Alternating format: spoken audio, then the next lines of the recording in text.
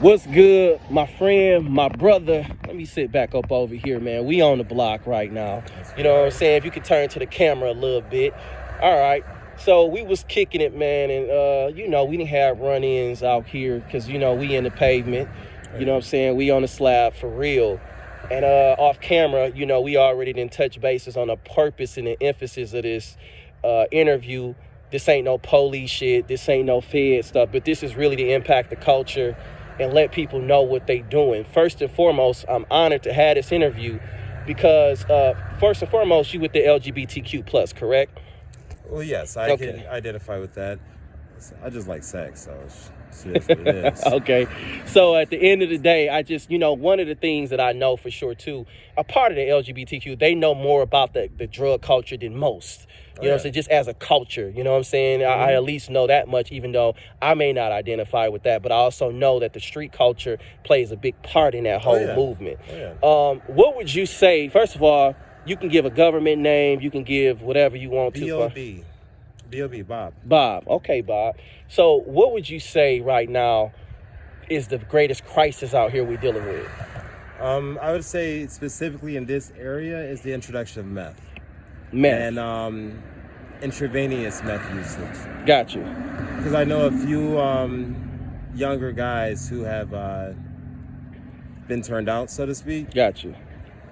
So yeah. It's funny you say that because I always emphasize, I learned this. You have, the DEA put out some statements and they said that the meth is what they're running into the most. Oh yeah, because it's cheaper to make, cheaper to get. I mean, they're talking about a half a ball of meth runs you like $40. So compared to like other drugs and shit like that, yeah, it's more bang for your buck. No, we black, obviously. Oh, yeah. Black people don't fuck with no meth, bro. What's the majority of people out here is black people? Okay, yes, but they do. You'd be surprised. I thought the same thing. So you telling me it's got to the point where now black people crossing over to certain drugs that we normally traditionally didn't deal with? Oh yeah. Is that mainly the younger crowd or older crowd? A mixture of both. So you telling it's older black people? It's whatever can get the nigga like the next dollar. The next dollar, the next high. Mm-hmm. Okay. You got to look at the market. Black market is the same way as like Wall Street. It's the same shit. Okay. And you can speak up a little bit for the camera too, just so, because the traffic. The traffic coming by. No, but I got that point. But so let's look at. I'm gonna give you a quick story. So I live in a suburban area. I don't live in a hood. You feel what I'm saying? But I care about the hood. I come to the hood, and sometimes hell, I just miss the hood. You know what I'm saying? Because it's in me, it ain't on me. You know what I'm saying? I got degrees, bro. I've worked in corporate, been in politics, former. Elected official, the whole 9 yards. You feel me? So I ain't just, pushing anything. Come back to home, though. But it's always gonna be my home. You feel me? Oh yeah. But what I found to learn is that I thought the suburbs was better than the hood. And then when you have a random little white kid decides to shoot up the church or the school, right? At least in the hood, you kind of know which areas not to really go in, what colors not to wear, who really not to fuck with. Okay. The suburbs is more unexpected because you're not supposed to talk about it. Well, what I found out is that you got more dope spots in the suburbs, stash houses, big drug operations. And the reason I'm saying that is because for the first time I seen a meth lab in the suburbs. And I only knew it was a meth lab once the house blew up.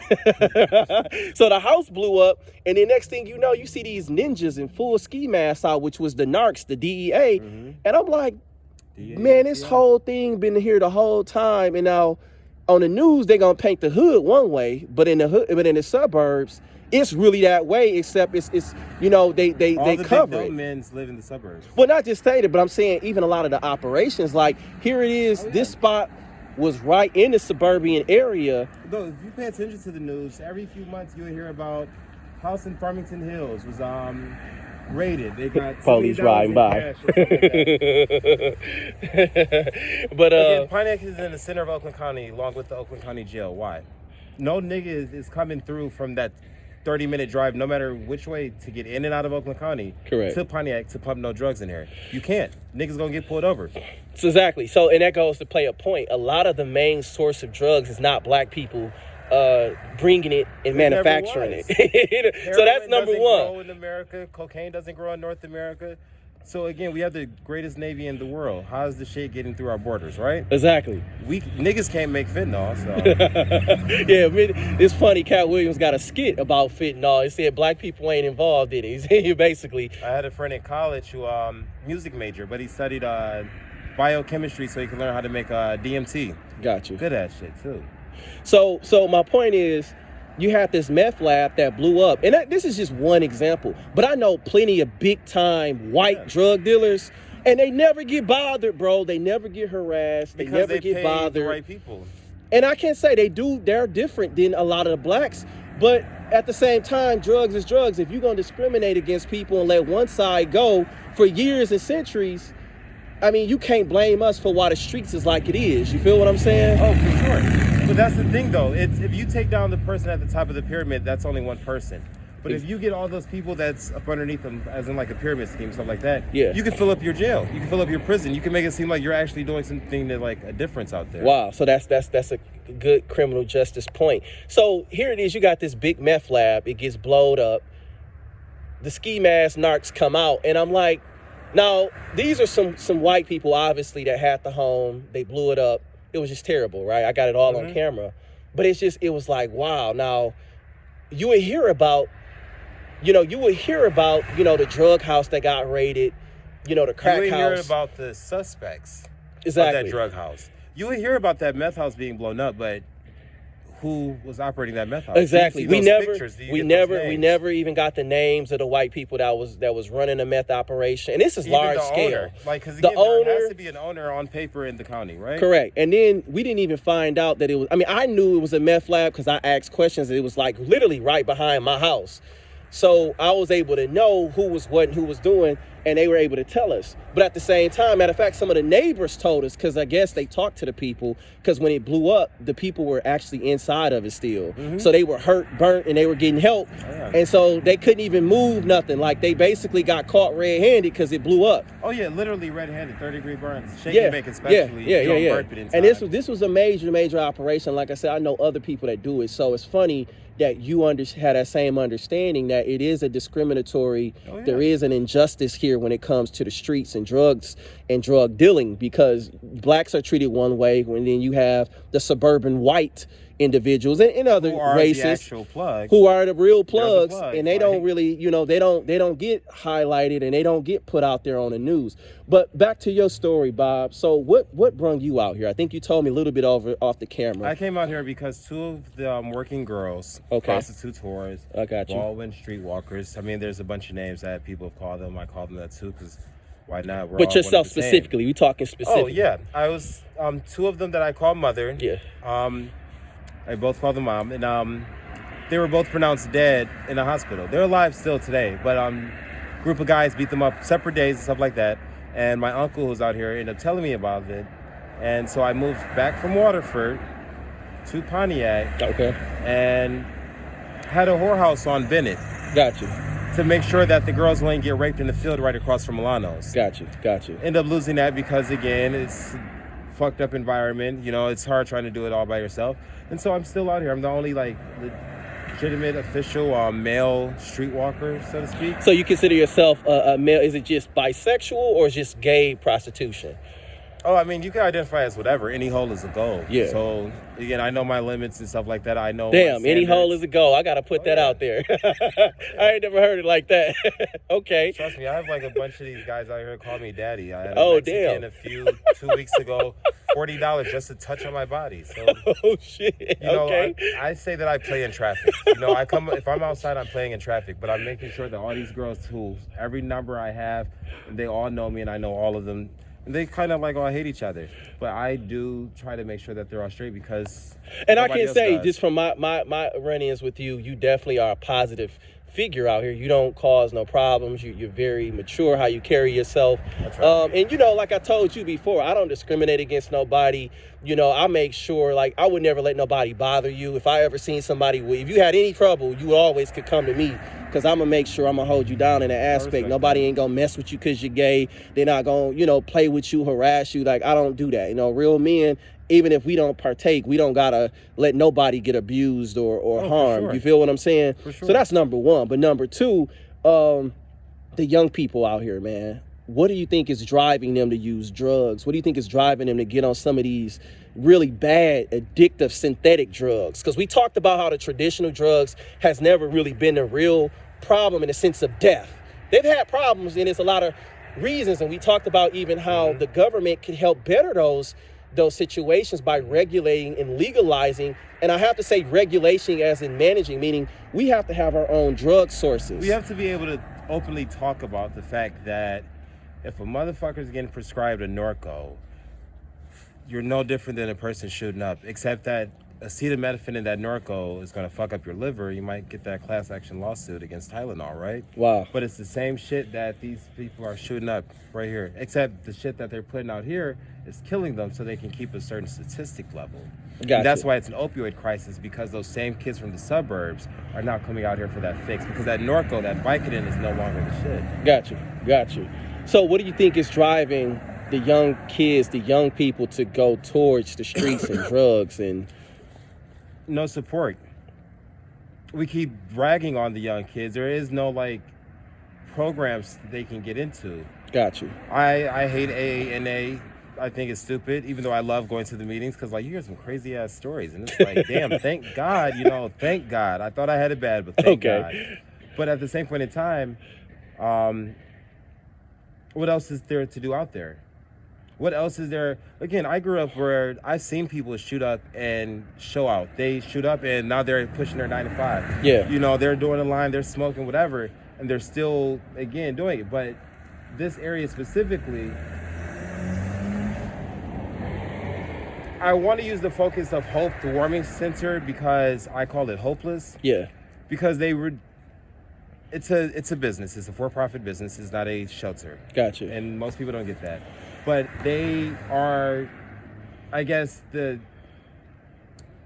what's the term I want to use? They kind of represent what this whole area is, right? Correct. Everybody wants hope, but the system is going to keep putting them in a fucked up place. Correct. They're going to get you a house, but it's never going to be in the suburbs where you're away from. So you're this talking environment. about just the system is broken. It's not really able to Oh, no, help. the system is fixed the way that they want it to be fixed. Correct. What's broken is the people unified. Correct.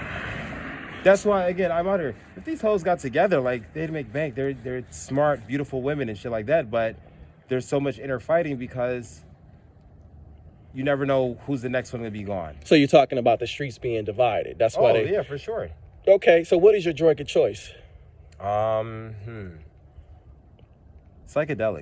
I haven't had a good shroom trip in a minute. It's very cleansing. And what else? Oh, I mean, like, what drugs? Just in general, drugs in general, that your choice of preference.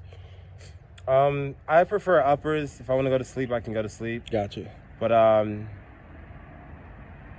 yeah, I mean, I've tried synthetic drugs. If I like it, I like it. So, I was on coke in high school. It helped me get a 30 on the ACT. I like me a good drink every once in a while. I can make a mean martini. I don't believe marijuana is a drug because it has a caloric intake. Correct. Okay. You sound intelligent as hell, man. Oh yeah, double majored and double minored. Again, like, when you went to school, where did you go to college? Western Michigan. Western Michigan. Go Broncos. Okay, so you on the other side of the state. Oh yeah, and I ended up coming back because on that other side of the state, got 5 felony charges. 5 convictions. Oh yeah. For what? What were the 5 felonies? It was 3 larceny in the building, 2 home invasions. I was fucked up one during the summer. I was in the dorm. Ended up going in an empty dorm, and someone else was in the adjoined dorm room. Gotcha. And so, being the only black male on that floor, they put like a bunch of the other larceny shit. Like, it was just crazy. But like, I thank God for the experience because I was basically like slowly killing myself. I was surviving off of a tuna sandwich, like once a day, half a gallon of Burnett's, and a bunch of pills. Oh wow. So, what would you say is the most prevalent drug you run across out here? I know we talked about meth. Oh, shit. Honey crack, right? We've all heard the name. Meth, crack. What about like fentanyl? What do you see, and what is your perspective? Give me your perspective on fentanyl. Heroin anymore. It is all just fentanyl. Straight up. So it's no. So would you say that the dope pipeline has been poisoned with fentanyl? Like how the traditional drugs have been phased out? The economic pipeline has been poisoned with the shit to begin with. Gotcha. You know, how did heroin hit the projects to begin with? When Correct. these niggas are on food stamps. Yet Okay. this shit goes in the poppy fields in Poppy fields, Afghanistan. Asia. Yeah. So how did that happen, right? Yeah. Right. So, man, I think you done gave us so much content, and I appreciate it. What was your personal story, man? Like, in general, I know you said you came from Detroit. I know you said you have family member here. But what do you see that's really driving a crisis in the black community? Kind of somewhat how you phrase that statement. Okay. I would say what's causing the problem in our community. Got you. So you're Because saying... again, it's that whole thing. If the Jews can work together, which I don't know if I can say this, you know. Like that. Look, you see the ring. Look. I just came back from Israel, so yeah, okay. You know, so if it's like, you know, this is our community. Okay. It's not black, white. My dad's Puerto Rican, grew up in Pontiac. You know, so if you have, it's a melting pot. That's what makes this city beautiful. That's why we end up loving the hood. Yeah. Because we all got that one white best friend that shit. Nigga, fuck. Now we know we can't bring him around everybody because the niggas say nigga too much. But like, Hey, it's, you know what? He's culturally He's a from nigga. us, Like, he's yeah. not, you know, racially a nigga, but culturally he's a nigga. Like, Yeah. it is what it is. And so like we lose sight of that because again we're taught that there needs to be that division. You know, Correct. We're taught that there is going to be oh, the white man's going to out to get you. No, me personally, like I said, what scares me most is a little white kid with a backpack. That scares me because them little niggas nuts now. So the thing is this, with all the controversy with Eminem, you know, Eminem is from Michigan, he's from 8 Mile. Mm-hmm. And I always tell people now, like, you know, now it's funny, you said I was going to say this for another interview, but I'm going to say it now. The white people in Michigan is different from white people everywhere else. Like, we got in one state, you got Detroit, Flint, Pontiac, Saginaw. And the white people I grew up around, like, I know some white people, specifically one white girl from Pontiac. She more gangster than most people I know. I know more white people. Almost everybody in Michigan is some type of hood rat, whether it's redneck hood rat, country hood rat, or like straight up hood. So it's safe to a say, thing. if you white and you grew up in Michigan in the hood, you black, you like one of us. You came up like us. Yeah. You know, and it's really in their soul. That's how they get down. Mm-hmm. Like, so it ain't... Because as a young age, we're not taught the differences between races and colors. I grew up in Hamtramck. I made the postcard for Hamtramck, 2nd grade, a writing competition. And they ended up turning my essay into a postcard. And it has all these like different people with jobs and other shit, rainbow of people. Because that's what I grew up seeing. I had a best friend from Bosnia. Hidayat was from Bangladesh. Romano was from Bangladesh. I had another one from Yugoslavia. Tony, I forgot where he was from. Had another friend from Pakistan. Dejavan, she's black, from the hood. So it was a melting pot. There was no differences. It was just more so like, which Pokemon card did you get this weekend? You know, Gotcha. So we're taught that there are certain differences. I've eaten beech nut, goat's heads, all types of stuff. Like, Gotcha. You know, good food's good food. Good music is good music. We don't really recognize those differences until we're taught that there needs to be a barrier and differences to that. Correct. So you're very articulate. I really appreciate it. So I'm gonna get to safe sex, man. Prostitution, gay prostitution. I keep a condom, like, So is it something that generally where they, you know, a lot of the customers you have, are they okay wearing condoms? Are they not? Is it safe? Is it not? So I know you're gonna be real with me. I don't. I've never been penetrated. It's not really my thing. I don't really like care for penises. They look weird. But yeah, I make sure I have enough condoms to give the girls. Also, I keep condoms and lube on me. Got you. I'm always safe. I get tested every 2 weeks. Okay. I can't speak for everyone else because again. All right. Well. If we're gonna get real, let's get real. I'm not going to say that I've turned some guys into tricks, Okay. but I've helped open up the eyes of some of the people to realize how dangerous it is a person for a man to say that he's not gay, but he had sucked your dick for a rock. Damn. Because that means he had possibly kill you for a ball. Wow. And that's the nature of this So what you're saying is that there's men that actually do fellatio for drugs, they do and more than that. They do more than that. They will sell themselves for piecemeal. Wow. Wow. And that's the true, like, dangerous nature of the beast, is when they're that lost. Again, a mindless, brainless zombie. To where at this point, all they know is that drug. They wake up for that. They live for it. It's the golden bull at Mount Sinai. Wow. So look, we pushing 20 minutes and we're going to leave it just like this because we're going to have you back. You know, I'm going to see you around. Oh, yeah. And I want more. And do me a favor. Look up the Israel-Hamas, you know, wars. A lot going on. I would love to know your perspective on it. You believe in God? I'm an ordained minister. You're ordained minister? Mm-hmm. So you believe in the Bible? So you believe... I didn't say that. Okay. What type of ordained minister did you come up in? Like, far as what I grew up denomination? Baptist. Southern Baptist. But from reading and understanding, because I read the Quran, I read the Torah, I'm slowly learning Arabic so I can read the Quran in Arabic. They say, like, the language is more prettier. But at the end of the day, because Jesus was spiritual. He was anti-religion. Because religion is controlled by man. Gotcha. And man's traditions he was against, correct? Yes. And so my relationship with my higher power, who I choose to call God and recognize Jesus Christ as his son, Jesus is my main nigga.